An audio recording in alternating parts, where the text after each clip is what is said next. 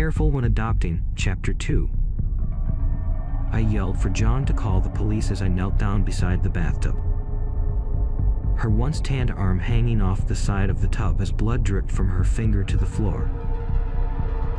Both of her arms were cut from her small, delicate wrist all the way up to the inside of her elbow.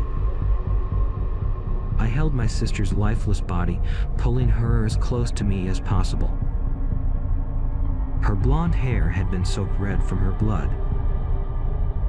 Her bright ocean blue eyes had turned pale. Her body was already turning cold to the touch. I knew there was nothing anyone could do for her. John walked into the bathroom after calling the police. He turned the water off, trying to pull me away from my sister. My clothes were soaked in bloody water and tears. I wouldn't let go, I couldn't. She was my little sister and I was supposed to protect her. This time I couldn't, I failed her. If I had known this would happen, I never would have asked her to come over that night. I wouldn't have called her. I would have just figured something else out instead. As I held her, her head slumped over onto my shoulder, her blood-soaked hair falling into her face. She was only 24. She had so much to live for. She had so much left to do with her life. A loud knock on the front door. Sound loud that it startled both of us. John went to answer it as I held onto my sister. Streams of tears falling from my eyes.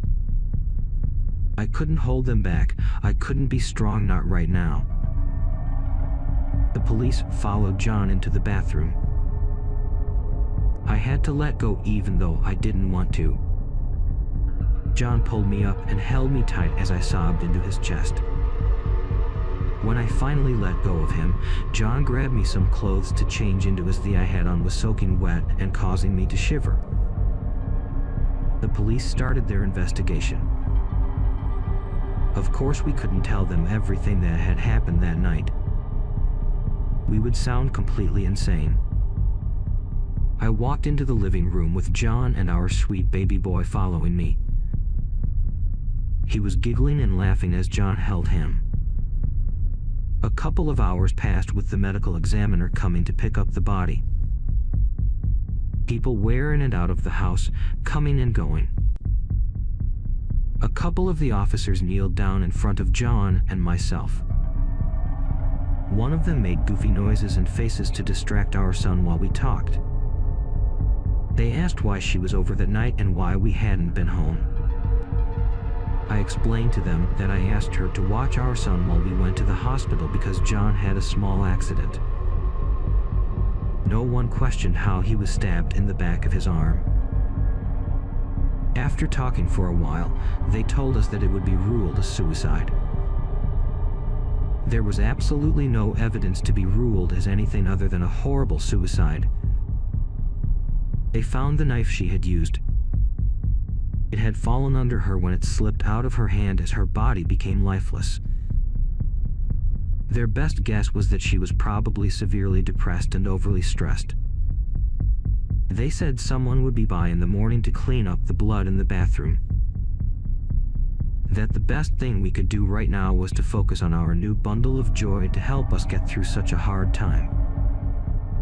After everyone left, I called a few family members to let them know what happened.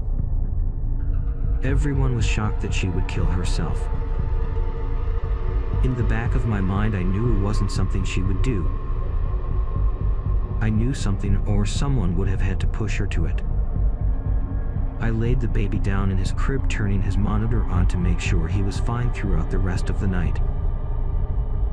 John and I laid down in our bed to try to get a few hours of sleep. John, like always, fell asleep very quickly. I don't know what it is about men, but it seems as soon as their head hits the pillow, they're asleep. I, on the other hand, took a little while to fall asleep. I laid there thinking about everything as I listened to him snore. I couldn't have been asleep for more than an hour when I was woken up to a strange voice. It was a deep, almost growling voice. It almost sounded demonic. John was still fast asleep, completely oblivious to it. He could sleep through pretty much anything. I looked over at the monitor. My son was standing up in his crib, looking at something just out of reach of his camera, his arms reaching out to whatever it was. After a moment or two, I could see the shadow-like figure coming closer and closer to my son. It turned its head and was looking straight into the camera, almost like it could see me. It had bright red beady eyes, jumped out of bed, running to his room. I could hear pictures falling off the walls as I ran to his room. My feet hitting the floor harder than they ever had before, swung open the door, expecting to someone or something trying to get to my son. However, that wasn't what I opened the door to. My son was sound asleep in his crib, no sounds, no weird voices, just him sleeping.